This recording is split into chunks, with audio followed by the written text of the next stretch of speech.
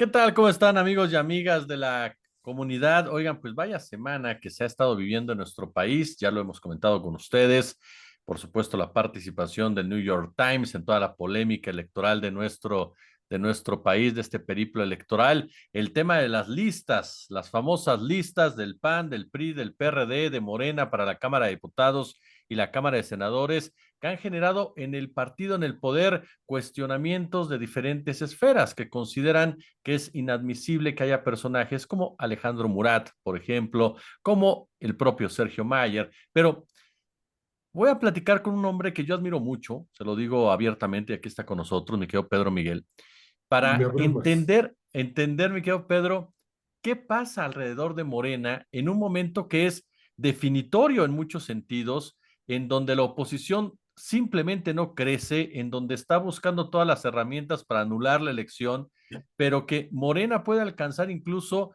un posicionamiento mayor al que tiene ahorita en este momento y comienza esta rebatinga de si entran, quiénes salen. ¿Qué está pasando en este momento en Morena, mi querido Pedro? Querido Jesús, primero gracias por la invitación. Bueno, se llama condición humana, ¿no? Es decir, los humanos solemos enfermarnos de ansias de poder y de ansias de subir, de escalar, de ocupar cargos, etcétera. Y pues yo creo que va a llevar un buen tiempo como erradicar estos instintos de la esfera política. Hacer entender que el servicio público es para servir y no para servirse. Hacer entender que tener un cargo no te transforma como persona o no debe transformarte, eh, ni te vuelve mejor, ni te puede volver peor, pues porque el poder es muy tóxico, en efecto, ¿no?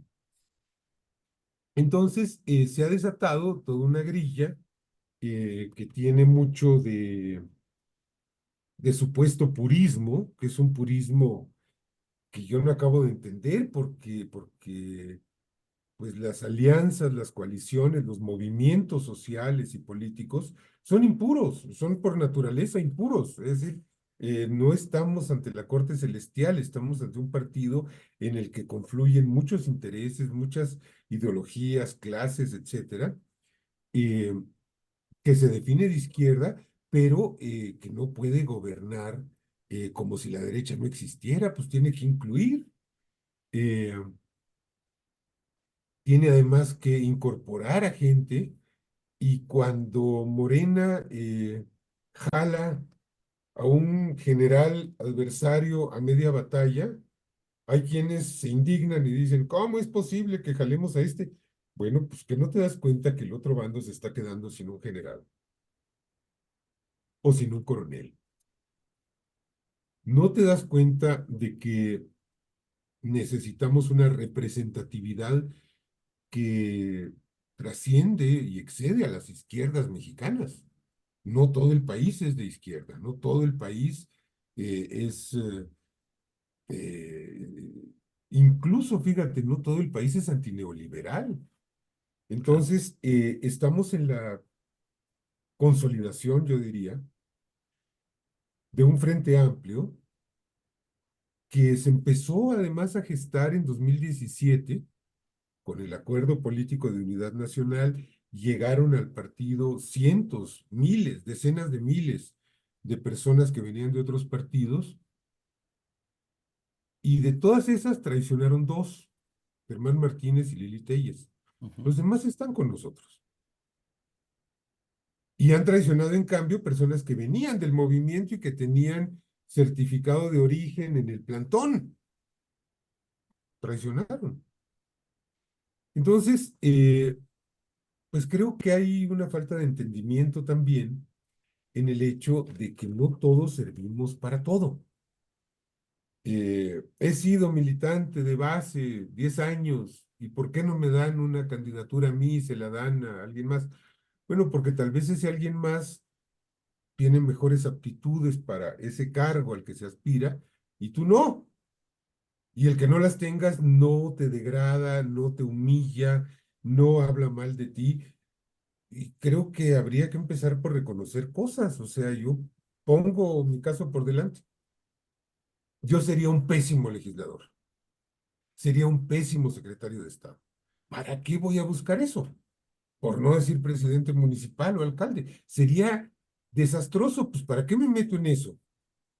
Mejor me quedo haciendo lo que sé hacer, lo que sirvo, si es que sirvo de algo, y listo, no hay problema. No me voy a sentir ni humillado, ni ofendido, ni agraviado por el hecho de que, ay, no me consideraron en las listas. Pues tengo muy buena suerte y no me consideraron, porque si me hubiesen considerado estaría ahorita en el brete de tener que declinar y bajarme y decir, no, miren, yo no sirvo para esto, yo estoy bien en donde estoy, ¿para qué me mueven? ¿No?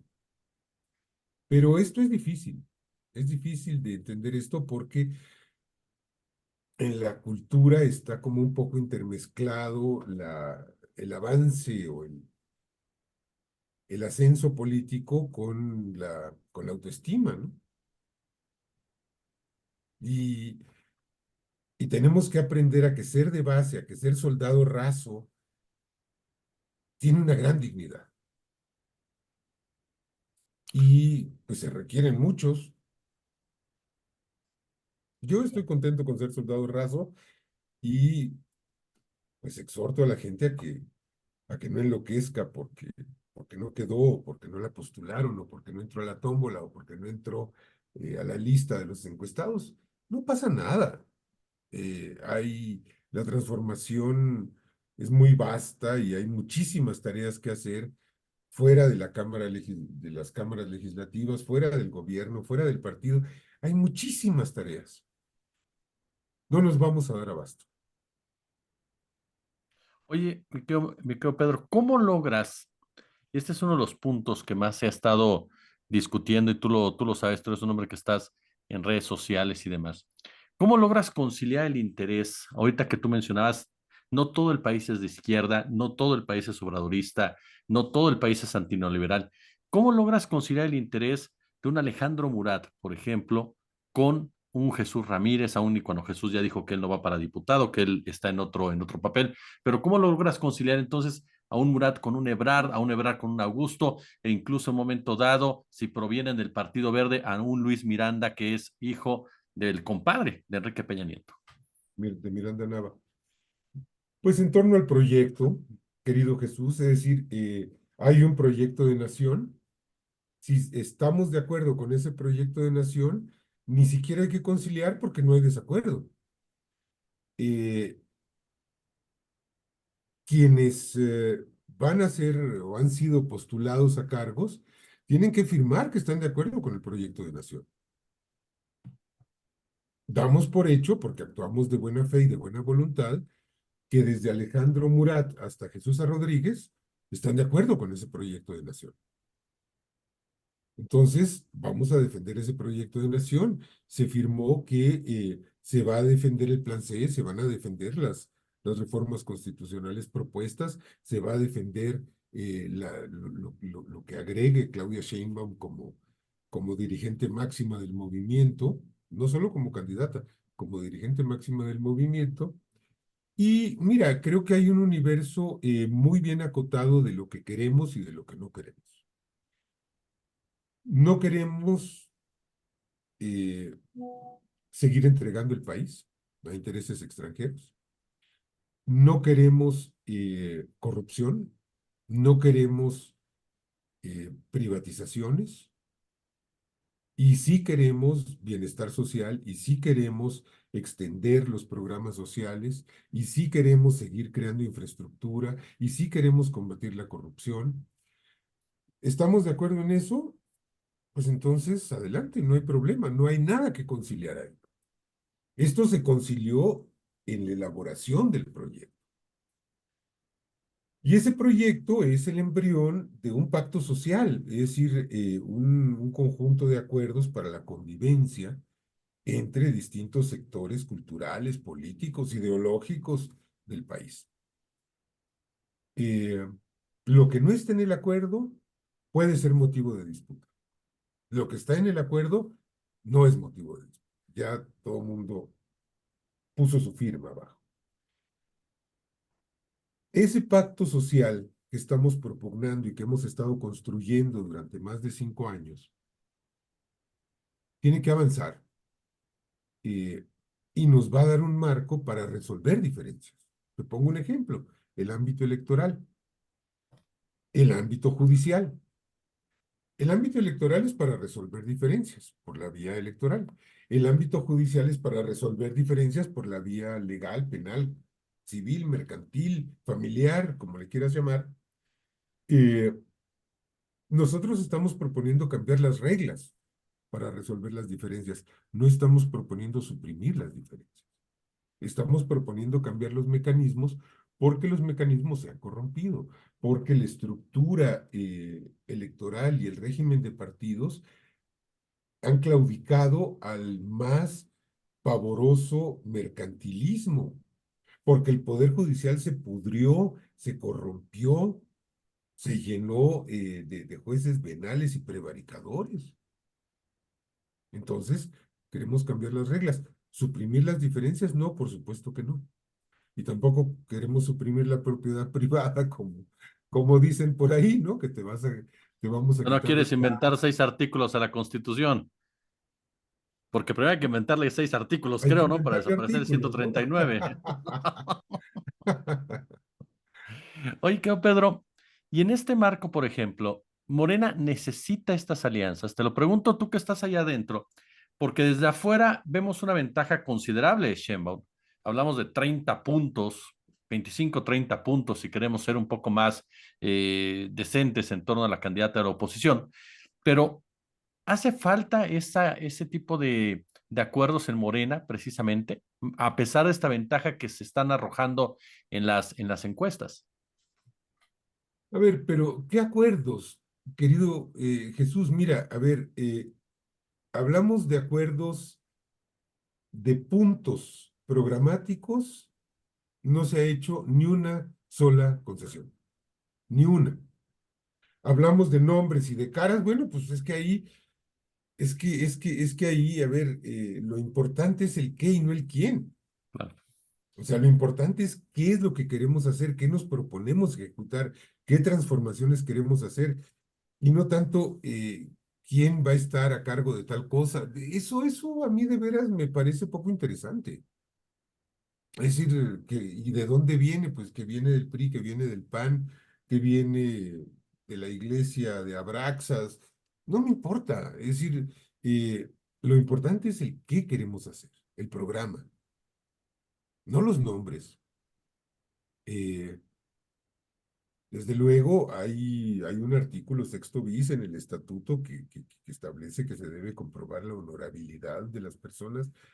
No estamos postulando a ningún delincuente. Eso no está ocurriendo. Por ahí hay compañeras y compañeros que dicen, todos se lo entregaron a los chapulines que vienen del PRI, del PAN. No es cierto.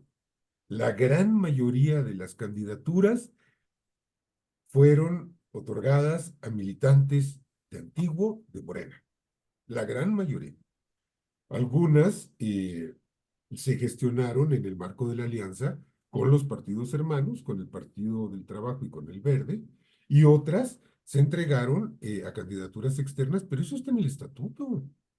Y la gran mayoría de las candidaturas se entregaron a militantes de Morena y pues yo acabo de festejar que dos compañeras jóvenes, brillantes, eficaces, comprometidas, van a la Cámara de Diputados.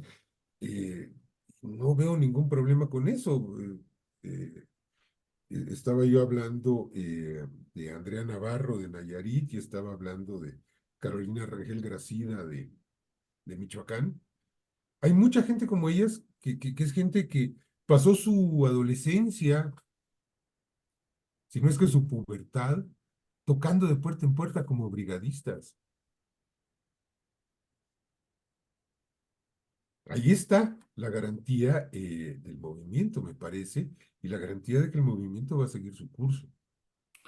En esta entrevista que da el presidente con Canal Red, hace mención precisamente sin decirlo directamente, pero tú lo conoces mejor que yo, Andrés Manuel es un político de mucho, pero de mucho talento, desde mi punto de vista, para mí el más talentoso que hemos visto en décadas en este país, en ese sentido. Y habla, Morena se puede correr hacia el centro cuando yo me vaya. Ya no puede estar tan a la izquierda, se puede correr hacia el centro. ¿Tú crees que de una u otra manera el presidente se refiere precisamente a la construcción de esta hegemonía desde este punto de vista que ahorita nos compartes? No creo. Creo que se está refiriendo sobre todo a un asunto de discurso, a un asunto de la confrontación que él ha debido librar con una oposición muy descompuesta y muy desesperada. Y mira, este corrimiento al centro yo lo entendería principalmente por dos factores. Uno, porque esa oposición, Jesús, va a desaparecer. Va a desaparecer porque no tiene proyecto de país, no tiene nada que ofrecerle a las y a los mexicanos como no sea el regreso al Peñato, al Calderonato, a Fox, a Cedillo y a Salinas. Yo creo que está llamada a extinguirse y creo que la oposición de derecha y la oposición de izquierda, por ejemplo, tiene que surgir una oposición de izquierda dentro del marco institucional, digamos, porque hay muchos grupos y tendencias de izquierda que están fuera del marco institucional. No quiero decir que sean clandestinos ni que estén fuera de la ley, ni mucho menos, pero que rechazan incorporarse a lo electoral, a lo político, etcétera, ¿no? Yo creo que tendrá que surgir una oposición de izquierda y tendrá que resurgir una oposición de derecha. Y en ese momento, y cuando conforme avance el pacto social y la concreción de ese pacto social, entonces Morena, por lógica, se irá al centro, ¿no? Me parece que esto tiene más que ver con algo que ocurre alrededor del partido. Por otra parte, yo te diría que conforme avanza la realización del programa de Morena, pues el partido se va quedando, el partido y el movimiento se van quedando con menos puntos calientes que resolver. Y esto también hace que se corra al centro. ¿Por qué se va a correr al centro? Porque una vez que construya un nuevo régimen, pues su tarea va a ser defender ese régimen. Claro. Así es la historia, ¿no? Claro. Tío Pedro, y en este marco, ¿qué tanto pragmatismo es válido? Mira, no me gusta hablar de pragmatismo porque tiene una connotación despectiva y negativa, ¿no? Eh, Está asociado a inmoralidad. Y yo creo que la inmoralidad es inaceptable. Prefiero hablar de realismo. Creo que Morena tiene que ser un movimiento realista. Te lo voy a plantear de esta manera. Si Morena se propone recuperar los territorios que nos robó Estados Unidos, no está siendo realista. No está siendo realista y va a fracasar. Y va a llevar al país a un desastre. Y va a ser sumamente irresponsable. Si Morena se plantea ahorita expropiar a todas las empresas energéticas que siguen sangrando a Pemex y a CFE porque la Suprema Corte nos anula toda posibilidad de alterar los acuerdos, estos leoninos que se hicieron, se está actuando de manera poco responsable y poco realista y llevaríamos al país al desastre. No podemos hacer eso. Tenemos primero que avanzar en el cambio del marco constitucional para después poder ir sacando a todos estos opilotes de nuestra industria energética. Bueno, para hacer esos cambios constitucionales necesitamos la mayor cantidad de votos posible. No vamos a tener votos sobrantes ni votos de más. No nos van a sobrar. Si logramos el 60, es bueno, pero si logramos el 65 es mucho mejor. Y si logramos el 70 es maravilloso. Y si logramos el 75, aún mejor. O sea, eh, en la tarea de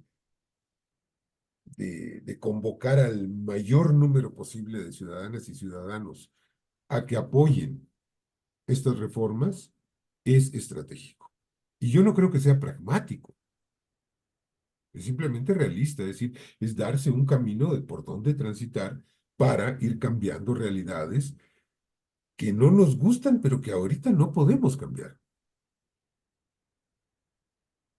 Si nos planteamos, vamos a hacer la transición energética en 6 años, porque defendemos a la Pachamama y a la naturaleza y a la vaquita marina, vamos a fracasar, vamos a fracasar porque no se va a poder y porque vamos a tirar el dinero a lo tonto y porque además no tiene sentido pretender hacer algo que ni Alemania, ni Japón, ni Dinamarca, ni Estados Unidos, ni Canadá han podido hacer. ¿Es pragmático renunciar a una transición energética rápida? Pues no, es realista, es simplemente realista. Sí nos tenemos que plantear la transición energética, pero tiene que ser a un lapso. O en otro terreno, digamos, a ver, existe el derecho a la vivienda y decimos, bueno, el Estado le va a garantizar una vivienda a toda mexicana y a todo mexicano y a toda mexicana. ¿Podemos plantearnos cumplir con ese desafío en un sexenio? No, no podemos. Hay pragmatismo al renunciar, digamos, a eso o al no llevar a la práctica en su totalidad ese derecho consagrado en la Constitución. Pues no, es realismo. No nos podemos echar encima la tarea de que el Estado le garantice una casa a cada mexicana, a cada mexicano y a cada mexicana. No hay manera. No hay manera en 6 años. Cuando estemos en condiciones, porque yo creo que vamos a estar en condiciones, entonces vamos a tener un punto menos y cuando hayamos sacado a las empresas o pilotas de nuestro sector energético, vamos a tener una tarea menos y entonces el movimiento se va a ver más centrista porque pues ya se ha despojado como de asignaturas que ya cumplió, ¿no? Yo creo que este es el kit del asunto y bueno, ahorita lo que tenemos enfrente es dar un salto cualitativo en la transformación del marco legal. Es limpiar la Constitución de todas esas incrustaciones neoliberales que le hicieron en el pasado reciente. Yo, Pedro, para terminar, no puedo dejar de preguntártelo. La derecha, la derecha se une a ciertos medios de comunicación. Vemos esta andanada por parte de ProPublica, por parte de Deutsche Welle, por parte de Instant Crime, ahora New York Times, uniéndose a medios nacionales, por supuesto, a Salinas Pliego abiertamente ya hablando de ir en contra de la Cuarta Transformación, los X González con el Instituto Baker, pero todo lo que sueltan no explota. Todo lo que sueltan llega al punto de decir, pues sí se investigó, pero no le encontraron nada al presidente. Hay una frase célebre, tú la conoces bien, que dice, lo que no te mata te hace más fuerte.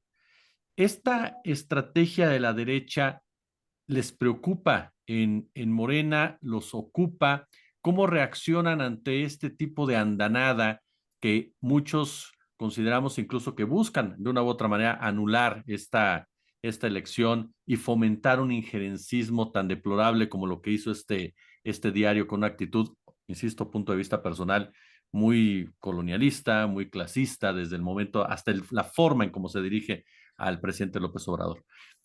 ¿Cuál es el sentir de Morena ante esta situación, mi querido Pedro? Mira, yo creo que son situaciones que deben atenderse y, eh, y que deben enfrentarse. Eh, A ver, lo que está ocurriendo con toda esta campaña de infamia y de insidia eh, es la disputa por una capa del electorado que si te fijas es una capa muy pequeñita del electorado, muy ruidosa pero muy pequeñita, que tiene acceso a los medios, a las redes, etcétera, y pues la reacción oligárquica y corrupta querría extender este sector no para ganar la presidencia, sino para, digamos, consolidarse en el 40%, ¿no? 45%. Yo creo que esa es la disputa que traen y creo que para eso están haciendo todo lo que están haciendo en asociación, desde luego, con grupos de interés, con poderes fácticos de Estados Unidos, eh, los medios, desde luego que tienen pues sus intereses y que obedecen a la clase empresarial estadounidense, que pues, tiene individuos que querrían que volviéramos a ser el patio trasero de Estados Unidos y a este modelo, ¿sabes?, que instauró el neoliberalismo de un país que vendía a su población, que exportaba carne humana. Es decir, que le daba a Estados Unidos acceso a un insumo muy barato que era el trabajo, que la vendía aquí en la franja maquiladora o que la exportaba como ganado, ¿eh?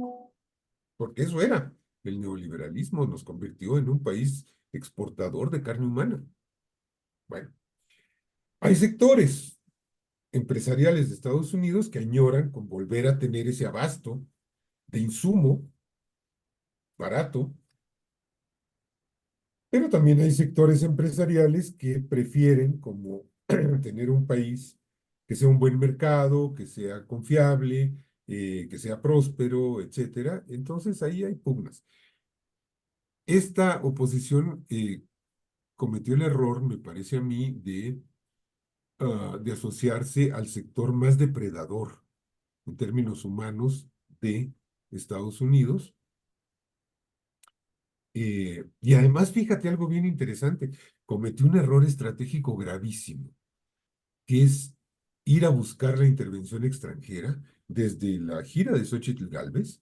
Ya fue a pedirle a la OEA y al Centro Wilson y a todos, ay, vengan porque nos van a hacer fraude y quién sabe qué, ¿no? Han cometido el desatino de ir a clamar por la intervención extranjera. ¿Y sabes qué están haciendo? Están convirtiendo el asunto de la soberanía nacional en un punto central de la discusión electoral, que no estaba, ¿eh? No estaba. Ellos lo introdujeron y les va a ir muy mal porque están quedando como Miramón y Mejía y como Juan Nepomuceno. Es decir, se están exponiendo realmente a un repudio nacional brutal por vendepatrias. Imagínate eso, ¿no? Entonces, eso por un lado. Y por otro lado, bueno, empezamos esta plática hablando de los descontentos y de los malestares en Morena. Pues mira, de alguna manera a mí me parece que toda esta campaña de difamaciones, la insolencia del New York Times, etcétera, pues llega en buena hora porque nos obliga como a dejar ya y a superar y a dejar atrás todas esas grillas por las candidaturas y nos obliga a centrarnos en la defensa del presidente, en la defensa del proyecto, en la defensa de nuestra candidata presidencial y en la defensa de México, porque desde luego a la oposición le encantaría que la independencia y la soberanía nacionales estuvieran en juego. Totalmente. Mi querido Pedro Miguel, yo como siempre honrado de saludarte y de No. escucharte. La honra y el gusto son para mí, querido Jesús. Te mando un gran abrazo extensivo a quienes nos vean.